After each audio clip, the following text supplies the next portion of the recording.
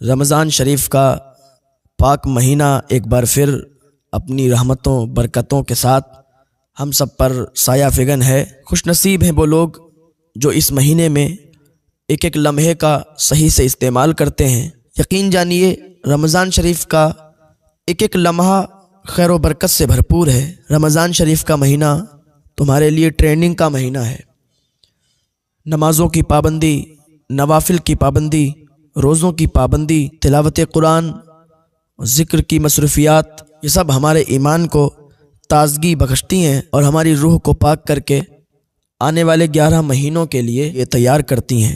یہ مہینہ محض سستا ثواب بٹورنے کا مہینہ نہیں ہے، بلکہ ایک انقلابی مہینہ ہے جو دلوں کو روحانیت کی طرف پھیر دیتا ہے۔ ہمیشہ کے لیے اپنے اندر تبدیلی لانے کا مہینہ ہے، دلوں کو پاکیزہ بنانے کا مہینہ ہے، روح کو دنیا کی تمام نفسانی خواہشات سے پاک کرنے کا مہینہ ہے۔ رمضان کا مہینہ اس لیے آتا ہے کہ امت مسلمہ میں ایک نئی روح پھونک دے۔ قرآن مجید میں روزوں کی فرضیت کا مقصد بیان کرتے ہوئے کہا گیا ہے، روزے اس لیے فرض کیے گئے ہیں کہ تمہاری زندگی سے برائیوں کا ہمیشہ کے لیے خاتمہ ہو جائے اور تم متقی بن جاؤ، زندگی کے ہر موڑ پر رضائے الہی پیش نظر ہو۔ رمضان شریف کا مہینہ بہت ہی رحمتوں برکتوں والا مہینہ ہے۔ اسلامی 12 مہینے کے ناموں میں صرف قرآن میں رمضان مہینے کا ہی نام لیا گیا ہے، اور اسی مہینے کے فضائل اور واضح لفظوں میں بیان ہوئے، کسی دوسرے مہینے کا نام نہیں لیا گیا۔ صرف ماہ رمضان کا قرآن میں نام لیا گیا ہے۔ عورتوں میں صرف بی بی مریم کا، سمجھ رہے ہیں؟ عورتوں میں صرف بی بی مریم کا نام قرآن میں آیا۔ صحابہ کرام میں صرف حضرت زید بن حارثہ کا نام قرآن میں لیا گیا، جس سے ان تینوں کی شان اور عظمت معلوم ہوتی ہے۔ رمضان میں 5 حروف ہیں، را، میم، ضاد، الف، نون۔ کیا ہوا؟ رمضان۔ را سے رحمت الہی، میم سے مراد محبت الہی، ضاد سے مراد ضمانت الہی، الف سے مراد امان الہی، نون سے مراد نور الہی۔ اور رمضان میں 5 خصوصی عبادتیں ہوتی ہیں، روزہ، تراویح، تلاوت قرآن، اعتکاف اور شب قدر کی عبادت۔ تو جو کوئی سچے دل سے یہ 5 عبادتیں کرے وہ ان 5 انعام کا مستحق ہے، یعنی رحمت الہی اس کے قدموں کا بوسہ لے گی، محبت الہی اس کا دل سرشار ہوگا، میدان قیامت میں اللہ اس کا ضامن ہوگا، محشر کے تمام خوف سے وہ امن و امان میں ہوگا، مرنے کے بعد اس کی قبر میں نور ہی نور ہوگا۔ سبحان اللہ۔ تو رمضان کا مہینہ بے شمار فضائل اور برکات کا حامل ہے۔ اس ماہ کی بزرگی اور عظمت کا اندازہ اس بات سے بھی لگایا جا سکتا ہے کہ اللہ نے اپنے بندوں کی ہدایت کے لیے قرآن کا نزول اسی مہینے میں کیا۔ حضرت سلمان فارسی رضی اللہ تعالیٰ عنہ سے روایت ہے، وہ روایت کرتے ہیں کہ حضور نبی کریم صلی اللہ علیہ وسلم نے ماہ شعبان کے آخری دن واز فرمایا کہ اے لوگو، تمہارے پاس عظمت و برکت والا مہینہ آ گیا، وہ مہینہ جس میں ایک رات 1000 مہینوں کی راتوں سے افضل ہے۔ اس ماہ کے روزے فرض کیے، جو کوئی اس ماہ میں نیکی کا کام کرے تو اسے ایک کے بدلے میں 70 نیکیاں دی جائیں گی۔ فرمایا اس مہینے میں نیکیاں بڑھ جاتی ہیں، اعمال کی کھیتی ہری بھری ہو جاتی ہے، جیسے کہ ہر چیز کے لیے بڑھنے پھلنے اور پھولنے کا ایک موسم ہوتا ہے۔ موسم برسات کا ایک موسم ہے، اس میں جب بارش ہوتی ہے تو زمین اور کھیتیاں ہری بھری ہو جاتی ہیں۔ اس طرح اس ماہ میں رحمت الہی کی بارش ہوتی ہے، جس سے اعمال کی کھیتیاں سرسبز و شاداب ہو جاتی ہیں، نیکیاں بڑھنے پھلنے پھولنے لگتی ہیں۔ موجودہ حالات میں ہم دیکھتے ہیں کہ بڑی بڑی کمپنیاں سال میں ایک آدھ بار کچھ آفر نکالتی ہیں۔ دیکھیے موبائل کمپنیاں جو ہیں کچھ اسکیمیں اور آفرز نکالتی ہیں کہ 70 کا بیلنس کرواؤ، 80 کا بیلنس کرواؤ تو 90 ملے گا، 70 کا کرواؤ گے تو 80 ملے گا، 90 کا کرواؤ گے تو 100، یا اسی طریقے کی جو بھی آفرز ہوتے ہیں نکالتے ہیں۔ تو ان تجارتی آفر سے فائدہ اٹھانے میں ہر کوئی لگا ہوا ہے، مگر افسوس ہے کہ ہم اس شاندار اور عظیم خدائی آفر سے بے خبر ہوتے ہیں جو اللہ رب العزت کی جانب سے ہمیں رمضان کی شکل میں عطا کیا گیا ہے۔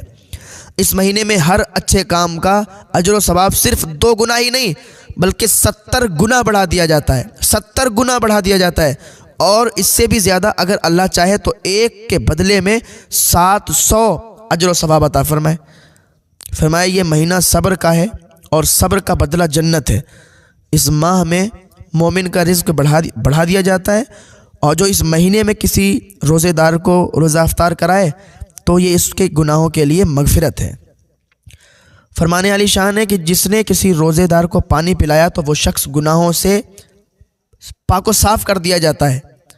مالک کونین صلی اللہ تعالیٰ علیہ وسلم نے ارشاد فرمایا کہ جس شخص نے حلال کھانے یا پانی سے روزہ افطار کرایا تو ماہ رمضان میں تمام فرشتے اس کے لیے بخشش کی دعا کرتے ہیں۔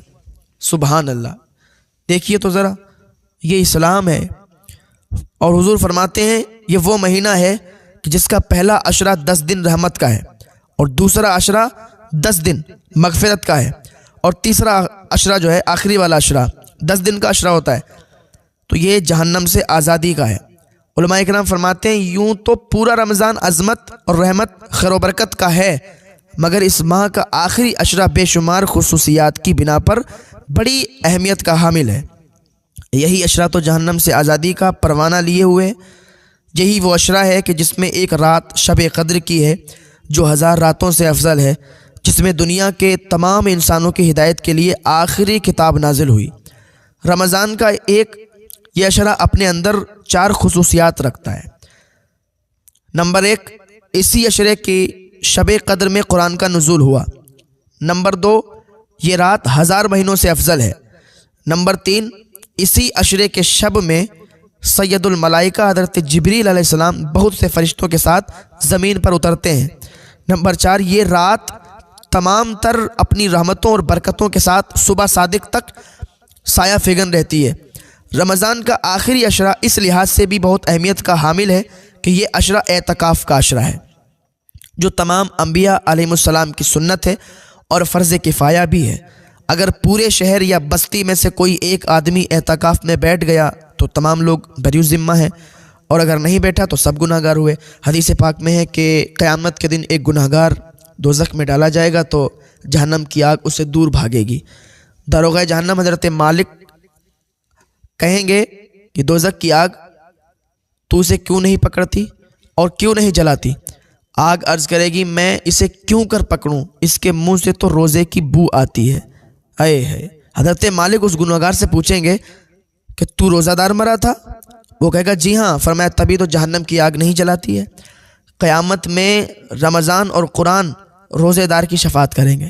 پتہ ہے رمضان اللہ کی بارگاہ میں کہے گا میں نے اسے دن میں کھانے پینے سے روکے رکھا تھا، اور قرآن عرض کرے گا اے میرے پروردگار میں اسے رات میں تلاوت قرآن اور تراویح کے ذریعے سونے سے روکے رکھا تھا۔ اللہ تعالیٰ رمضان اور قرآن کی شفاعت قبول کرے گا اور روزے دار کی بخشش کرے گا اور جنت عطا فرمائے گا۔ فرمایا من صام رمضان ایمانا و احتسابا غفر له ما تقدم من ذنبہ، جو شخص ایمان اور اخلاص سے روزے رکھے اللہ اس کے پچھلے گناہ بخش دیتا ہے۔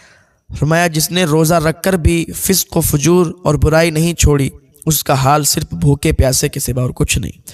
یعنی روزے کا مقصد ہے برائیوں کو چھوڑ دینا، تقوی والی زندگی اختیار کرنا۔ آنکھ کا روزہ یہ ہے کہ کوئی حرام چیز نہ دیکھے، کان کا روزہ یہ ہے کہ کوئی بری بات کا کانوں سے نہ سنے، زبان کا روزہ یہ ہے کہ گالی گلوچ جھوٹ غیبت اور چغلی زبان سے نہ نکلے، ہاتھ کا روزہ ہے کہ غلط کام کے لیے نہ اٹھے، پاؤں کا روزہ یہ ہے کہ قدم غلط جگہ حرام کی طرف نہ جائے۔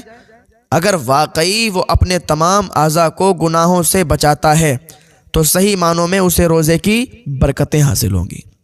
ورنہ حدیث پاک میں آتا ہے کہ بہت سے روزے دار ایسے ہیں کہ ان کو بھوک اور پیاس کے سوا کچھ حاصل نہیں ہوتا۔ ہمیں چاہیے کہ ہم گناہوں سے اپنے آپ کو بچائیں، تبھی عبادت کی سچی لذت ہمیں مل سکتی ہے۔ افسوس کی بات ہے کہ ہم اس مبارک مہینے میں بھی اپنی اصلاح کی کوشش نہیں کر پاتے اور نہ ہی کچھ تبدیلی اپنے اندر لا پاتے ہیں۔ اگر ہم اپنے اندر تقویٰ پیدا نہ کر سکے تو پھر روزوں سے ہمیں کوئی فائدہ حاصل نہیں ہوگا۔ جس روزے میں اور نیک اعمال میں تقویٰ کی بو نہ ہو وہ نیک اعمال بارگاہ خدا میں قبول نہیں اور نہ ہی ہماری نجات کے ضامن ہیں۔ فرمان نبوی ہے کہ رمضان شریف کی پہلی رات میں اللہ اپنی مخلوق پہ نظر رحمت فرماتا ہے۔ رمضان شریف کا روزہ رکھنے والا صدیقین اور شہداء کا ثواب پاتا ہے۔ رمضان کی ہر ساعت عبادت ہی عبادت ہے۔ مومن کا سونا جاگنا، کھانا پینا، اٹھنا بیٹھنا سب عبادت ہے۔ رمضان کے لیے پورے سال جنت کو سجایا جاتا ہے۔ رمضان ہی میں جنت کے 8 دروازے کھول دیے جاتے ہیں، جہنم کے 7 دروازوں کو بند کر دیا جاتا ہے، اور جنت کے 8 دروازوں کو کھول دیا جاتا ہے، اور شیاطین کو زنجیروں میں جکڑ دیا جاتا ہے۔ شیطان انسان کا کھلا ہوا دشمن ہے کہ نہیں ہے؟ کھلا ہوا دشمن ہے، اور وہ انسان سے ہر وہ کام کروانے کی کوشش کرتا ہے جو انسان کو اللہ سے دور کر دے۔ اور صرف شیطان ہی انسانی دشمن میں اکیلا نہیں ہے، بلکہ ارواح خبیثہ اور جنات سے ایک گروہ اس کے ساتھ ملا ہوا ہے، جنہیں شیاطین کہا جاتا ہے۔ شیاطین کے اس گروہ کو اتنی طاقت حاصل ہے کہ وہ بیک وقت دنیا میں ہر انسان کو دینی حق سے غافل کرنے کے لیے پورا زور لگاتا ہے۔ انسانی نفس اور خواہشات پر قبضہ کر کے انسان کو راہ حق سے گمراہ کرنا شیاطین کا سب سے بڑا حربہ ہے۔ مگر رمضان المبارک کی اتنی فضیلت ہے کہ اس مہینے میں شیاطین کے گروہ کو زنجیروں میں جکڑ دیا جاتا ہے کہ انسانوں سے برائی سرزد نہ ہو۔ اب یہاں پر ایک سوال ہوتا ہے کہ ذہن میں آتا ہے کہ جب شیاطین کو قید کر دیا جاتا ہے تو آخر لوگوں سے گناہ کا سرزد کیوں ہوتا ہے؟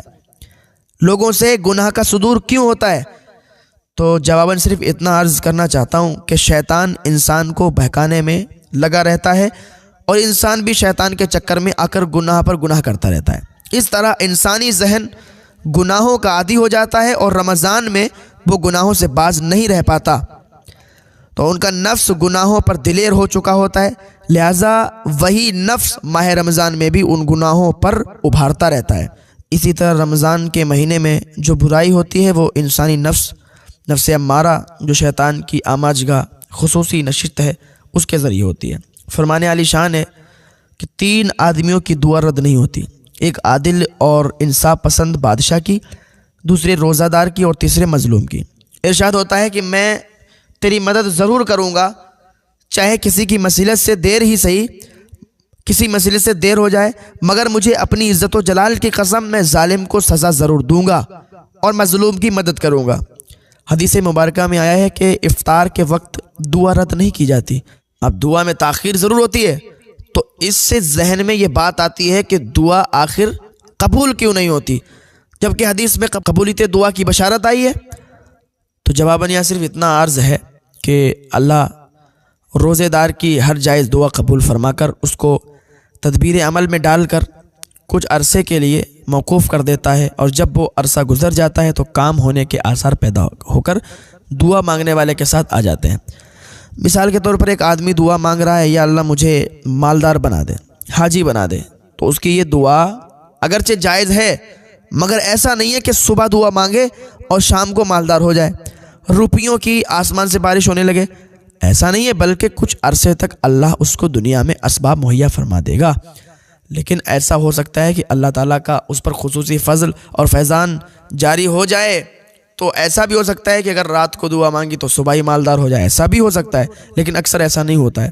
تو دنیا میں دولت کمانے کا کچھ تدبیر اس کے ذہن میں ڈالے گا اللہ، پھر اس کو عملی طور پر انجام دے گا، کچھ کاروبار کر کے وہ کرے گا، اور اسی میں اس کو ترقی ہوگی اور مالدار بن جائے گا۔ تو اس لیے دعا کے جو ہے پر امید رہنا چاہیے۔